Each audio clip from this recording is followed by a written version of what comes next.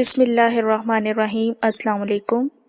Novel ٹوٹا ہوا تارا کا آج پارٹ 2 آپ کے سامنے پیش کیا جا رہا ہے۔ آواز ہے کانیتا کی، مصنف ہیں سمیرہ شریف طور، پیشکش بک شیئر پاکستان آڈیو لائبریری۔ دیگر معلومات اور کتابوں کے لیے آپ رابطہ کر سکتے ہیں واٹس ایپ نمبر 0333249573 یا پھر کال نمبر 0300291960 پہ محمد اظہر لطیف سے۔ تو آئیے سنتے ہیں ناول ٹوٹا ہوا تارا کا پارٹ 2 صفحہ نمبر 14 سے۔ شہوار کو ابھی ذلت کا احساس ہو رہا تھا، مگر وہ اپنی ماں کی وجہ سے چپ تھی۔ سب برداشت کری تھی سوائے عادلہ بھابھی کے، باقی سب بہت اچھے تھے، اسی لیے وہ عادلہ کو بھی برداشت کرنے کی کوشش کرتی تھی، مگر ایاز کی حرکتیں ناقابل برداشت ہوتی جا رہی تھیں۔ تم اپنے انکل سے بات کرو نا۔ میں نے بھی کئی بار ایسا سوچا ہے، مگر انا جس طرح کا عادلہ بھابھی کا مزاج ہے اور انکل کو جب ساری صورتحال کا علم ہوگا تو یقیناً وہ بھابھی سے باز پرس کر لیں گے، اور اس کے بعد جو ہنگامہ ہوگا میں اس ہنگامے سے ڈرتی ہوں۔ عادلہ بھابھی میری ذات کو لے کر اتنی بار ایشو بنا چکی ہیں کہ مجھے اب خوف آتا ہے ان سے۔ اتنی گھٹیا اور رقیق گفتگو پر اتر آتی ہیں کہ شرم سے ڈوب مرنے کو جی چاہتا ہے۔ میں یہ سب امی کی وجہ سے برداشت کری ہوں۔ کیا کیا خواب لے کر میں ادھر آئی تھی، مگر اب تو صرف دن رات یہی دعا مانگتی ہوں کہ خیر خیریت سے یہ 2 سال گزر جائیں۔ ہاؤس جاب کے دوران ایاز سے محتاط رہوں گی، وہ یا سید سے بتا رہی تھی۔ انا کا دل دکھ رہا تھا۔ کیا عادلہ بھابھی آخر کیا چیز ہیں؟ کیوں کرتی ہیں وہ ایسا؟ وہ بہت ہی اعلیٰ چیز ہیں، مری کانوننٹ کی پڑھی لکھی ہوئی ہیں، باہر سے ہائر اسٹڈی کر کے آئی ہیں۔ ان کی گردن اس خضروج سے نہیں تھکتی کہ وہ اپنے باپ کی طرف سے کروڑوں کی جائیداد کی مالک ہیں، امیر ماں باپ کی اولاد ہیں، تعلیم یافتہ مگر از حد خود پسند اور بگڑی ہوئی اولاد۔ دوسرے لوگوں کو وہ کیڑے مکوڑوں سے زیادہ اہمیت نہیں دیتی، خوبصورت بے پناہ ہیں۔ انکل آنٹی تو ایک طرف، وہ اپنے شوہر عباس صاحب کو بھی کسی خاطر میں نہیں لاتی۔ یار ان کی نفرت کی بھلا وجہ کیا بنتی ہے؟ بہت گہری وجہ۔ وہ دھیمے سے مسکرائی تھی، ایک ایسی مسکراہٹ جس میں خود اذیت ہی تھی۔ وہ اپنی چھوٹی بہن کاشفہ کا پرپوزل مصطفیٰ شاذیب کے لیے لائی تھی۔ ساری عمر بیرون ملک زیر تعلیم رہا، مصطفیٰ کا ان لوگوں میں شمار ہوتا تھا جو مٹی کو بھی چھو لے تو سونا بن جائے۔ وہ منہ میں سونے کا چمچہ لے کر پیدا ہونے والوں میں ہیں۔ مصطفیٰ نے ان کی بدتمیز منہ پھٹ زبان دراز بہن سے شادی کرنے سے فوراً انکار کر دیا تھا۔ دوسری طرف صرف عادلہ بھابھی کی صفا کوئی بھی اس پروپوزل کے حق میں نہیں تھا، اور اس انکار کا سارا ملبہ ان کی ذات کو پچھلے 2 برسوں سے مسلسل جھیننا پڑ رہا ہے۔ اس سارے قصے میں تمہارا کیا قصور؟ وہ تمہیں بھلا کیوں تنگ کر رہی ہیں؟ انکار جس نے کیا ہے وہ اس سے اپنی دشمنی بھلا کیوں نہیں نبھاتی؟ تم سے کیا لینا دینا؟ انا عادلہ بھابھی کی دشمنی کی کوئی ٹھوس وجہ نہ سمجھ پائی تھی۔ شہوار مسکرا دی۔ بظاہر تو واقعی اس سارے قصے میں میرا سرے سے کوئی تعلق ہی نہیں۔ انکار مصطفیٰ نے کیا اور باقی سب نے اس کی تائید کی، مگر عادلہ بھابھی سمجھتی ہیں کہ اس سارے قصے میں سب سے زیادہ قصور ہی میرا ہے۔ بھلا وہ کیوں؟ ان کے نزدیک انکل شاذیب اور مہر النساء آنٹی نے میری وجہ سے اس پرپوزل کو قبول کرنے پر اپنے بیٹے پر زور نہیں دیا، ورنہ وہ لوگ چاہتے تو مصطفیٰ کبھی کاشفہ کے پرپوزل سے انکار نہیں کر سکتا تھا۔ کیا؟ انا کا کیا چیخ سے مشابہ تھا۔ بے انتہا حیرت زدہ وہ شہوار کی زندگی کے اس رخ سے قطعی بے خبر تھی۔ آہستہ، شہوار نے فوراً ٹوکا تو وہ مزید پرجوش ہوئی۔ امیزنگ یار، کیا واقعی ایسا ہے؟ ان کے درمیان اس ٹاپک پر کبھی کوئی بات چیت نہیں ہوئی تھی۔ آج جو شہوار نے انکشاف کیا تو وہ حیرت سے گنگ تھی۔ نہیں، بظاہر تو کچھ بھی ایسا نہیں۔ ہاں، تفصیلاً آنٹی لوگوں کے گھریلو ٹاپکس پر میں نے کبھی دھیان نہیں دیا کہ وہ اپنی اولاد کے بارے میں کیا سوچتے یا فیصلہ کرتے ہیں، خصوصاً مصطفیٰ کے معاملے میں وہ کیا چاہتے ہیں، یا پھر یہ محض بھابھی کی سوچ ہے، مجھے نہیں پتا۔ اس نے کندھے اچکائے تھے۔ اور مصطفیٰ کی کیا رائے ہے؟ میرا مطلب ہے اس کا تمہارے ساتھ کیسا رویہ ہے؟ انا کے اس معاملے میں ایک دم دلچسپی بڑھ گئی تھی۔ مصطفیٰ بظاہر تو ایک مغرور اور گھمنڈی انسان ہے۔ مصطفیٰ کی کوالٹیز میں تمہیں بتا چکی ہوں، مزید یہ کہ وہ اپنے سے کم سٹینڈرڈز کے لوگوں سے بات کرنا بھی پسند نہیں کرتا۔ جہاں تک میرے ساتھ اس کے رویے کی بات ہے تو ایک گھر میں رہتے ہوئے بظاہر خوش اخلاقی سے ہی پیش آتا ہے، تاہم وہ خاصا لیے دیے رہنے والا انسان ہے۔ اس کی ایک خاص وجہ یہ بھی ہے کہ اپنی جاب کی وجہ سے وہ گھر کم ہی دکھائی دیتا ہے، اور دوسری بڑی وجہ ہے کہ موصوف بچپن کے چند سالوں کے علاوہ اپنی زندگی کا بیشتر حصہ تعلیم کی وجہ سے بورڈنگ اور امریکہ جیسے معاشرے میں گزار کر آئے ہیں۔ وہ ایک وسیع شعور رکھنے والا، ایک واسٹ نظریات کا حامل انسان ہے۔ گھریلو معاملات میں وہ بہت کم الجھتا ہے۔ عباس، سجاد اور مصطفیٰ یہ تینوں بھائی ہی علیحدہ علیحدہ مزاجوں کے حامل ہیں۔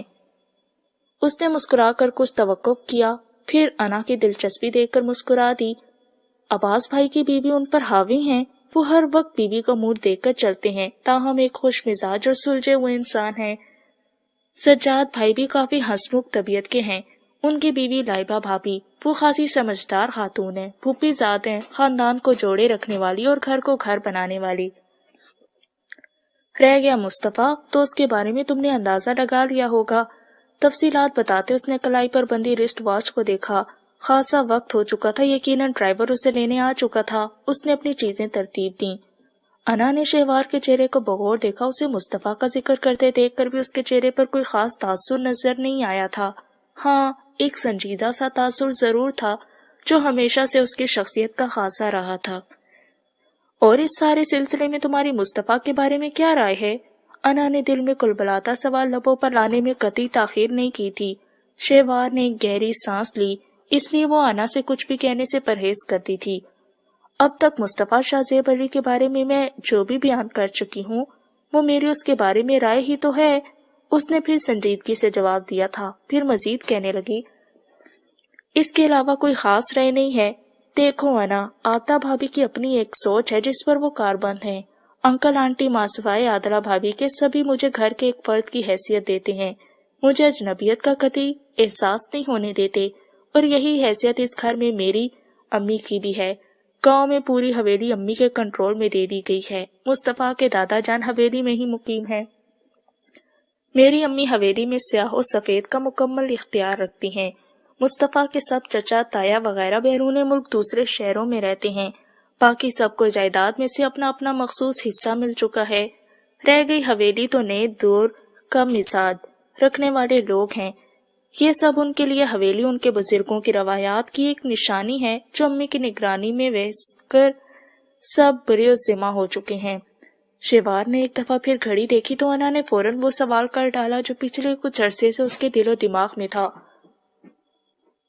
اور تم لوگوں کی اپنی فیملی کہاں ہے؟ میرا مطلب ہے رشتہ دار وغیرہ، اور یہ لوگ تمہارے کیا لگتے ہیں؟ میری امی کا انکل لوگوں سے کوئی گہرا یا خونی تعلق نہیں ہے۔ ہاں، امی انکل کے دور پرے کی رشتہ دار ہیں۔ میرے امی ابو دونوں اپنے اپنے والدین کی اکلوتی اولاد تھے۔ شادی کے بعد ابو کچھ عرصے بعد ہی فوت ہو گئے، تو امی کے لیے زمانے کی سرد و گرم سہنا بڑا مشکل کام تھا۔ میری امی ایک پڑھی لکھی نہایت مہذب زمانہ شناس خاتون ہے۔ میں اپنی امی کی اکلوتی اولاد ہوں۔ ابو کی وفات کے بعد ہی امی لوگوں کے رحم و کرم پر تھیں۔ میری امی ایک نہایت خوبصورت اور صاحب جمال خاتون ہیں۔ ایسے میں لوگوں کی ہمدردیاں بھی ایک خاص معنی لیے ہوئے تھیں۔ امی بتاتی ہیں کہ میں چند ماہ کی تھی جب وہ انکل کے پاس آئی تھی پناہ کے لیے۔ انہوں نے انہیں بہن جیسا مان اور بابا جان نے انہیں بیٹی جیسا مقام دیا۔ میں حویلی کی چار دیواری میں ہی رہ کر پلی بڑی ہوں۔ کسی نے آج تک میری یا امی کی طرف میلی نگاہ سے نہیں دیکھا۔ مجھے حویلی کی ایک معزز بیٹی کا مقام دیا گیا ہے۔ شاہ زیب انکل کے علاوہ ان کے باقی بہن بھائی بھی مجھے حقیقی بیٹی کا سا مقام دیتے ہیں۔ ایسے میں میرا نہیں خیال کہ اس خاندان میں کوئی اور بھی عادلہ بھابی کی طرح مصطفیٰ کے سلسلے میں شکوک بھری منفی سوچ رکھتا ہو۔ آنٹی بیٹی کی طرح عزیز رکھتی ہیں۔ دونوں بیٹیاں شادی کے بعد بھی اپنا ہر کام میرے مشورے سے کرتی ہیں۔ یہی حال انکل اور دیگر لوگوں کا بھی ہے۔ اپنے بارے میں اس نے تفصیل سے انا کو بتا دیا تھا۔ وہ اچھی طرح جانتی اور سمجھتی تھی کہ پچھلے 3 سالوں سے وہ انا کے لیے ایک معمہ سی بنی ہوئی ہے۔ انا اکثر اس کی فیملی کے بارے میں پوچھتی رہتی تھی، مگر آج پہلی بار اس قدر تفصیلی انداز میں اس نے اپنی فیملی کے متعلق بتایا تھا۔ بہت ٹائم ہو گیا، کیا خیال ہے چلیں اب؟ دوبارہ رسٹ واچ کی طرف دیکھتے وہ فوراً کھڑی ہو گئی تھی۔ انا بھی اس کے ہمراہ ہو لی۔ دونوں ادھر ادھر کی باتیں کرتے گیٹ تک آئی تھیں۔ انا کی بھی گاڑی آ چکی تھی۔ ڈرائیور نے شہوار کو دیکھتے ہی فوراً گاڑی سے نکل کر اس کے لیے دروازہ کھولا تھا۔ دونوں ایک دوسرے کو اللہ حافظ کہتے اپنی اپنی گاڑی کی طرف ہو لی تھیں۔ شہوار بیٹا تم یہاں کیا کر رہی ہو؟ مہرون نسا جیسے ہی کچن کے اندر داخل ہوئی تھی شہوار کو وہاں موجود دیکھ کر ایک پل کو چونکی۔ شہوار انہیں رات کے اس وقت یوں کچن میں دیکھ کر سٹپٹائی اور پھر گھبرا کر عاطلہ کو دیکھا تھا جو آرام سے میز پر براجمان تھی۔ کچھ نہیں آنٹی جان، بس چائے پینے کو دل کر رہا تھا۔ تمہارا تو ضروری ٹیسٹ تھا نا؟ رخشندہ کو کہہ دیتی، وہ پورا پلاسٹک بھر کر تمہارے کمرے میں رکھ دیتی۔ انہیں اس کی اسٹڈی کی بڑی فکر رہتی تھی۔ اب بھی کہا تو عاطلہ بھابی کے ماتھے کے تیور بگڑے، جبکہ شہوار بس مسکراتی۔ سینڈوچ وغیرہ تیار ہو گئے ہیں تو لا دو اب، انہوں نے خاصے رعب سے کہا تھا۔ انداز یوں تھا گویا کسی نوکر سے مخاطب ہوں۔ مہرون نسا بیگم نے تعجب سے پہلے عاطلہ اور پھر سلیب پر دھری سینڈوچ کے لوازمات سے سجی ٹرے کو دیکھا۔ عاطلہ بھابی نے رات کا کھانا سب کے ساتھ نہیں کھایا تھا۔ وہ کچھ دیر پہلے اپنے والدین کے گھر سے لوٹی تھی، سو کھا پی کر آئی تھی، مگر 11 بجے کے بعد انہیں بھوک لگی تھی اور شہوار کی بدقسمتی تھی کہ وہ جس وقت کچن میں داخل ہوئی تھی وہ فریج کھولے دیکھ رہی تھی۔ شہوار کو چائے کا برتن رکھتے دیکھ کر وہ سمجھ گئی تھی کہ وہ اپنی اسٹڈی چھوڑ کر آئی ہے۔ انہیں اس پر روب ڈالنے کا اچھا موقع ملا تھا۔ اسے چائے بعد میں تیار کرنے اور پہلے انہیں سینڈوچ بنا کر دینے کا حکم جاری کر کے وہ خود آرام سے کچن کی میز پر بیٹھ کر مزے سے اس پر مسلسل نکتہ چینی کرتی شہوار کی ساری کاروائی ملاحظہ کر رہی تھی۔ مگر ایسے میں مہرون نسا بیگم کی آمد نے اور ان کی تشویش نے ان کا سارا مزہ کرکرا کر دیا تھا۔ شہوار نے ایک دم گھبرا کر مگ میں چائے انڈیل کر ٹرے میں رکھتے ٹرے عاطلہ کے سامنے ٹیبل پر رکھ دی۔ مہرون نسا بیگم کو عاطلہ کا یہ انداز خاصا ناگوار لگا تھا۔ ان کا شہوار سے سینڈوچ تیار کروانا بھی پسند نہیں آیا تھا۔ وہ پہلے بھی کئی بار دیکھ چکی تھی کہ عاطلہ شہوار پر خواہ طنز کرتی رہتی ہے۔ شہوار تمہیں میں نے کتنی دفعہ منع کیا ہے کہ خود کچن میں مت آیا کرو۔ اتنی ملازمائیں آخر کس مرض کی دوا ہیں؟ اتنا اہم تمہارا ایئر ہے، رات کا کھانا تم ملازماؤں کے ساتھ تیار کرتی ہو، باقی وقت تم اپنا ضائع مت کیا کرو۔ جہاں وہ عاطلہ کی خود پسند طبیعت سے اچھی طرح آگاہ ہو چکی تھی، وہیں انہیں شہوار کا یوں آرام سے اس کی ہر بات مان جانا بھی اچھا نہیں لگا تھا۔ اس نے کون سا احسان کر دیا مجھ پر؟ اپنے لیے چائے بنا رہی تھی، میرے لیے 2 سینڈوچ کیا تیار کر دیے؟ مہارانی نے قیامت آ گئی ہے کیا؟ شہوار کے بجائے عاطلہ کی طرف سے جواب موصول ہوا تھا۔ مہرون نسا بیگم کے بھی تیور ایک دم بگڑے تھے۔ عاطلہ بہو تمیز سے بات کرو، میں نے شہوار سے کہا تھا۔ شہوار سے کہا تھا، در پردہ تو مجھے سنا دیا۔ انہوں نے بھی کوئی لحاظ نہیں کیا تھا۔ وہ حیران رہ گئی ایسی بد لحاظی پر۔ ہاں تو پھر جب سارے گھر والوں کو پتا ہے کہ یہ وقت شہوار کی اسٹڈی کا ہے تو تم نے اس کا وقت کیوں ضائع کیا؟ عاطلہ کی مسلسل بدتمیزی پر ان کا بھی بلڈ پریشر ہائی ہونے لگا تھا۔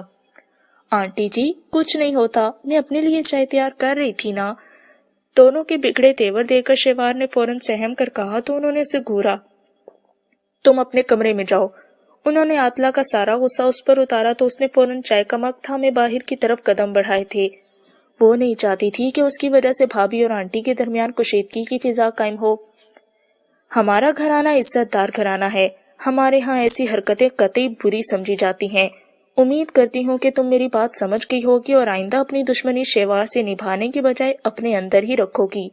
میں سب اچھی طرح سمجھتی ہوں کہ تم شہوار کو تختہ مشق کیوں بنا رہی ہو۔ میرے نزدیک تو یہ سب تمہارا ذہنی دیواریہ پن ہے۔ بہتر ہے کہ اپنے ذہن کا علاج کرو۔ ہمارے لیے مصطفیٰ اور کاشفہ کا رشتہ جوڑنا مشکل نہیں تھا، مگر تمہارے تیور دیکھ کر ہی ہم نے قدم پیچھے ہٹائے تھے۔ چھوٹی بہنیں بڑی بہنوں کا پرت ہی ہوتی ہیں، یہ بات مت بھولو۔ مہرون نسا بیگم نے ایک عرصہ حویلی میں حکومت کی تھی۔ ان کی آواز سن کر ان کے ملازم ان کے سامنے مؤدب کھڑے ہو جاتے تھے۔ آج انہوں نے عاطلہ کو صاف اور واضح الفاظ میں سمجھا دینے کی کوشش کی تھی۔ عاطلہ ان کا سخت لہجہ دیکھ کر چند پل کو گنگ ہوئی تھی۔ آئندہ شہوار کو تنگ کرتے ہوئے 100 بار سوچنا۔ میں نے صرف گھر میں بدمزگی کے خیال سے اسے رات کا کھانا تیار کرنے سے نہیں ٹوکا، مگر کل سے وہ رات کا کھانا بھی تیار نہیں کرے گی۔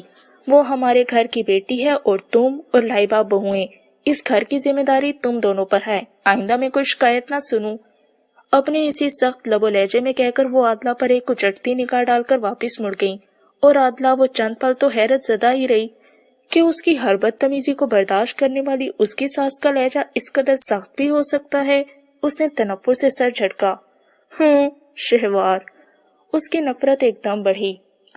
لگتا ہے اب تمہارا کوئی معقول بندوبست کرنا ہی پڑے گا۔ گھی اگر سیدھی انگلیوں سے نہ نکلے تو عادلہ کو انگلیاں ٹیڑھی کرنا بھی آتی ہیں۔ انتہائی غصے سے ٹرے گھسیٹ کر وہ اٹھ کھڑی ہوئی تھیں۔ گاؤں کی کچھ بچیاں ان سے قرآن پڑھنے آتی تھی، انہیں پڑھا کر نماز پڑھ کر وہ ایک دفعہ کچن کا چکر لگا آئی تھی۔ وہاں عصمت بی بی کھانا تیار کر رہی تھی۔ وہ مطمئن ہو کر باہر سین میں آ بیٹھی۔ انہیں وہاں بیٹھے ابھی چند پل ہی گزرے تھے کہ چودھری صاحب بخشو کے سہارے وہاں سین میں چلے آئے۔ تابندہ بیٹی، اکیلی بیٹھی ہوئی ہو؟ خیر ہے نا؟ پچھلے ایک ہفتے سے انہیں ایسا کوئی خواب نہیں آیا تھا جس سے ان کی طبیعت بگڑتی۔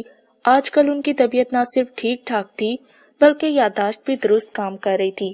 تابندہ نے اٹھ کر ادب سے انہیں سلام کر کے دوبارہ کرسی سنبھالی تھی۔ جی خیر ہے بابا جان، بس اس وقت یہاں بیٹھنے کو دل کر رہا تھا۔ بخشو نے کرسی پر بٹھا کر اب ایک طرف مؤدب کھڑا تھا۔ تابندہ بوا نے اسے اشارہ کیا، وہ فوراً وہاں سے ہٹ گیا۔ کتنے دن ہو گئے ہیں بچوں نے حویلی کا چکر نہیں لگایا۔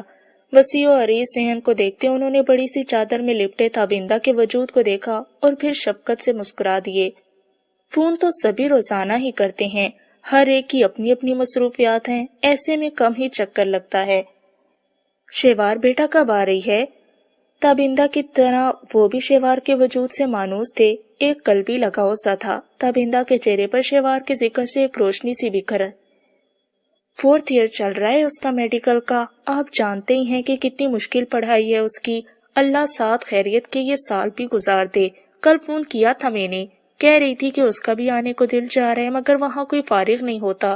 دوسرا اس کے پاس صرف اتوار ہی ہوتا ہے چھٹی کا، بھاگ دوڑ میں آنا اور پھر واپس جانا۔ کہہ رہی تھی کہ 1-2 چھٹیاں مل جائیں تو وہ چکر لگانے کی کوشش کرے گی۔ اللہ بچی کو کامیاب کرے، بڑی لائق و ذہین اور محنتی بچی ہے۔ انہوں نے دل سے دعا دی تو تابندہ نے مسکرا کر بغور ان کو دیکھا۔ وقت و حالات نے ان کے وجود میں بڑی تغیرات پیدا کر دیے تھے۔ گزشتہ چند سالوں سے ان کی زندگی جس مدار میں الجھی ہوئی تھی اس نے ان کی رہی سہی طاقت بھی چھین لی تھی۔ ایسے میں وہ دن بدن کمزور و لاغر ہوتے جا رہے تھے۔ بے شک ان کے تینوں بیٹے نواز علی، شاہزیب علی اور حسن علی سبھی دل جوئی کرتے تھے۔ حسن کراچی میں آباد تھے جبکہ نواز بھائی مستقل کینیڈا میں رہائش پذیر تھے۔ شاہزیب اکثر گاؤں کا چکر لگاتے رہتے تھے۔ ان کے تینوں بیٹے آتے رہتے تھے۔ اب بھی اپنے بچوں کا ذکر کرتے ان کے چہرے پر ایک روشنی سی تھی۔ مصطفیٰ سے میری رات کو ہی بات ہوئی تھی، آپ کا پوچھ رہا تھا، آپ سو چکے تھے، اس نے ڈسٹرب کرنے سے منع کیا تھا۔ پھر بھابی بیگم سے بات ہوئی، وہ کافی الجھی ہوئی تھی عادلہ بہو کی وجہ سے۔ کہہ رہی تھی کہ عادلہ اتنا عرصہ گزارنے کے باوجود اس گھر کے طور طریقوں کو ابھی تک جان نہیں سکی، ان میں ابھی تک رچی بسی نہیں ہے، کافی مختلف مزاج ہے اس کا، بہت پریشان ہو رہی تھی۔ اچھا، عباس اپنی بیوی کو کچھ کہتا نہیں؟ چودھری صاحب کو حیرت ہوئی تھی۔ عادلہ چند باری حویلی آئی تھی مگر جب بھی آئی تھی انداز اجنبیت ہی تھا۔ بھابی بتا رہی تھی کہ بیوی کی حرکتوں اور مزاج کی برہمی کی وجہ سے وہ کافی پریشان رہتا ہے، چند بار تو تکرار بھی ہو چکی ہے مگر بھابی عادلہ سے الجھنے سے منع کرتی ہیں۔ تابندہ بی بی عادلہ کے رویوں سے خائف اور پریشان رہتی تھی۔ جب بھی عادلہ ان سے کی ملاقات ہوتی اس کا انداز ہمیشہ طنز اور حقارت لیے ہوتا تھا۔ وجہ کیا تھی بھابی نے کبھی بتایا نہ تھا مگر وہ محسوس کرتی تھی کہ شیوار بھی عادلہ سے خوش نہیں تھی۔ یقیناً عادلہ کا رویہ اس کے ساتھ بھی اچھا نہیں ہوگا۔ جبھی بھابی بیگم خاصی پریشان تھی۔ یہ تو خاصی پریشانی والی بات ہے، شاہزیب کچھ نہیں کہتا بہو کو؟ ہمارے خاندان میں آج تک کسی نے ایسی بدتمیزی نہیں کی، وہ بھی لڑکی ہے، اس لیے تو میں خاندان سے باہر شادی کرنے کے حق میں نہیں تھا۔ تابندہ کی زبانی سب گفتگو جان کر انہیں بھی گہرا صدمہ ہوا تھا۔ کھلے ڈلے ماحول کی پرور لڑکی ہے، مزاج و خیالات ہمارے ماحول سے قطعی مختلف ہیں، تو کیا ضرورت تھی وہاں شادی کرنے کی؟ نواز کی بیٹی تھی، حسن کی تھی، زینت کی بھی 2 بیٹیاں تھیں، خاندان میں جب لڑکیاں مل گئی تھی تو باہر کیوں دیکھی اس نے؟ میں نے تو تب بھی شیوار کے لیے کہا تھا۔ شیوار اور عباس کی عمروں میں خاصا فرق ہے، پھر عباس کو عادلہ پسند آ گئی تھی۔ کسی بزنس میٹنگ میں تو بھائی صاحب نے والدین سے مل کر بات طے کر دی کہ بچوں کا دور ہے، بچوں کی پسند کا خیال رکھنا پڑتا ہے۔ ہمیں بالکل اندازہ نہ تھا اتنی بد مزاج لڑکی نکلے گی۔ بھائی صاحب اب پچھتاتے ہیں، عباس بھی الجھا پریشان رہتا ہے۔ ماشاءاللہ سے سجاد اور لائبہ کی جوڑی شاندار ہے، اپنی اپنی قسمت اب کیا کیا جا سکتا ہے بھلا؟ انہوں نے سلیقے سے ساری بات سمجھائی۔ شاہ زیب بھائی اور والد سے اپنے گھریلو حالات ڈسکس نہیں کرتے تھے۔ ویسے بھی ان کا اب شہر آنا جانا بہت کم ہو گیا تھا، اسی لیے بہت سی باتوں سے وہ قطعی لا علم رہتے تھے، ورنہ کسی دور میں وہ بڑے معاملہ فہم انسان تھے، چاق و چوبند، ہر معاملے پر گہری نگاہ رکھنے والے۔ میں نے تو پچھلی دفعہ جب شاہ زیب بال بچوں کے ساتھ رہنے آیا تھا تو کہا بھی تھا کہ شہوار بیٹی کے بارے میں سوچو۔ کہہ رہا تھا کہ مصطفیٰ کی ابھی نئی نئی جاب ہے، سیٹل ہو جائے تو سوچیں گے۔ اب تو مصطفیٰ کو بھی جاب شروع کیے 2 سال ہو رہے ہیں، خاصا سیٹ ہو چکا ہوگا، اب کس چیز کی دیر ہے؟ گھر کی بچی ہے، آنکھوں کے سامنے پلی بڑی ہے، تو کیا سوچ رہا ہے ابو؟ مصطفیٰ اور شہوار کی شادی ہو، یہ سب سے بڑی خواہش چودھری حیات صاحب کی ہی تو تھی، جو اب آہستہ آہستہ تابندہ بی کے دل میں بھی جگہ پکڑتی جا رہی تھی۔ مصطفیٰ نے ساری عمر ہاسٹلز اور ملک سے باہر گزاری تھی۔ شروع میں وہ خاصی خوفزدہ بھی رہی تھی کہ نہ جانے کیسے کردار کا ہوگا، مگر ان 2 سالوں میں جس طرح اس نے پاکستان میں سیٹل ہوتے، جاب کرتے اپنا امیج بنایا تھا، اس سے اپنے دل کے تمام شکوک و شبہات بالکل ختم ہو چکے تھے۔ اب تو ان کے دل کی بھی خواہش تھی کہ مصطفیٰ سے شہوار کی بات طے ہو جائے۔ بھائی صاحب بتا رہے تھے کہ مصطفیٰ سے انہوں نے سرسری شہوار کا نام لیے بغیر ذکر کیا تھا شادی کا، مگر وہ بھی چند سال شادی کرنے کے موڈ میں نہیں ہے، اس نے منع کر دیا تھا، ورنہ بھابھی بیگم کا بھی بڑا ارمان ہے کہ جلد از جلد شہوار سے مصطفیٰ کی بات طے کر دی جائے۔ تابندہ بوا نے مسکرا کر بتایا تو وہ بھی مسکرا دیے۔ بڑے دن ہوئے مصطفیٰ کو بھی حویلی کا چکر لگائے ہوئے۔ مصطفیٰ کے ذکر سے انہیں ایک اور بات یاد آئی تھی، تبھی بخشو قریب چلا آیا۔ چودھری صاحب، سراج الدین منشی آیا ہے، وہ آپ کی خدمت میں حاضر ہونا چاہتا ہے۔ چودھری حیات علی نے تابندہ بوا کو دیکھا۔ میں نے صبح پیغام بھیجا تھا اس سے آنے کا، کل رات بھائی صاحب سے بھی فون پر بات ہوئی تھی، وہ کہہ رہے تھے کہ چند دن تک حویلی کا چکر نہیں لگا پائیں گے، مصروف ہیں، کسی ملازم کو بھیجیں گے تو سراج دین سے زمینوں کے تمام کھاتے، حساب کتاب کے کاغذات لے کر شہر بھیج دوں۔ اس کے علاوہ وہ کچھ کاغذات بھی منگوا رہے تھے جو آپ کے پاس زمینوں کے متعلق محفوظ ہیں، مجھے اس سلسلے میں آپ سے بات کرنا تھی، بس ذہن سے نکل گیا۔ تابندہ بوا نے تفصیلاً بتایا۔ زمینوں سے متعلق کاغذات کا اس نے کیا کرنا ہے؟ یہ تو وہی بتا سکتے ہیں، کہتے ہیں تو میں کال ملا دیتی ہوں، تفصیلی بات کر لیں۔ بخشو ابھی تک مؤدب جواب کا منتظر تھا۔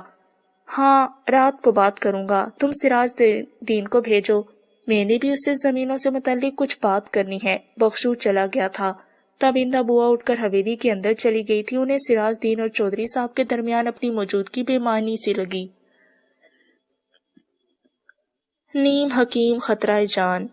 انا نے خاصی ناراضی سے سر اٹھا کر اپنے سامنے کھڑے ولید کو دیکھا، وہ ابھی ابھی روشنی کی کال پر گھر لوٹا تھا اور سیدھا باپ کے کمرے میں ہی آیا۔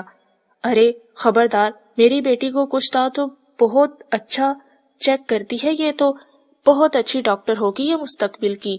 وہ خاموشی سے بی بی آپریٹر سے ضیاء انکل کی بلڈ ریڈنگ چیک کر رہی تھی، ایک نظر سوئی پر تھی اور دوسری نگاہ ولید پر ڈالی جو اب ضیاء انکل کی دوسری طرف آ بیٹھا تھا۔ یہ محترمہ مستقبل کی ڈاکٹر ہیں؟ ابھی ہوئی تو نہیں ہے نا؟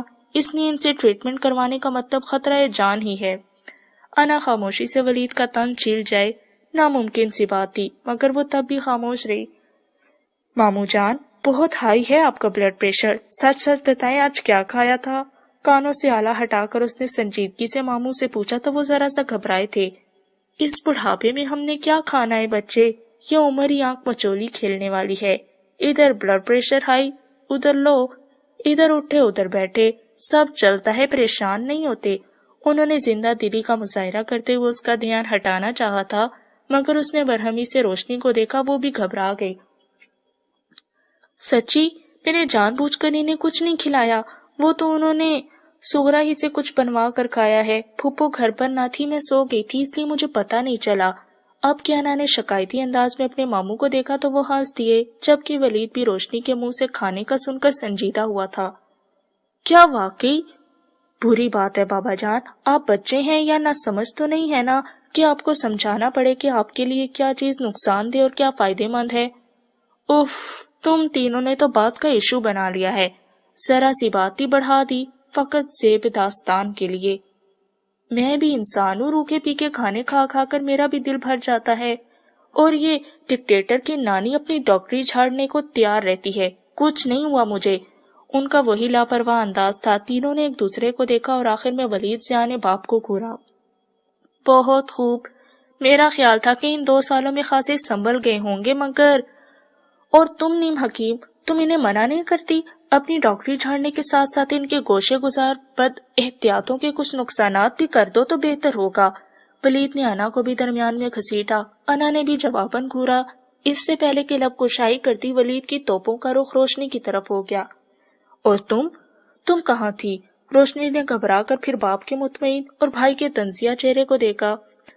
انکل اور پھوپھو نے کسی تقریب میں جانا تھا، آپ آفس اور انا کالج گئی ہوئی تھی۔ مجھ سے یہ کتنی بار فرمائش کر چکے تھے کہ میں ان کو چکن روسٹ کر دوں، مگر میں نے منع کر دیا تھا۔ جب ان کی فرمائش حد سے بڑھی تو میں نے ویجیٹیبل سوپ بنا کر دے دیا۔ میرے سامنے تو کھا پی لیا تھا۔ میں سونے چلی گئی اور جب سو کر اٹھی تو پورے کچن میں مرغ روسٹ کی خوشبو تھی۔ میری غیر حاضری میں سغرا نے نہ بنا دیا ہو، بلکہ یہ انہوں نے ہضم بھی کر لیا۔ ہم دونوں بے قصور ہیں، یہ سارا ان کا اپنا کیا دھرا ہے، انہی سے پوچھیں۔ ولید کے تیوروں سے گھبرا کر اس نے فٹافٹ بات بنا کر اپنی جان چھڑائی تھی۔ حد ہوتی ہے بابا جان، کتنی غلط بات ہے، اس بد احتیاطی سے کچھ نقصان ہو جائے تو پھر؟ ولید کے سنجیدہ انداز پر وہ مسکرا دیے۔ کچھ نہیں ہوتا یار، اتنی جلدی مرنے کا ارادہ نہیں ہے میرا۔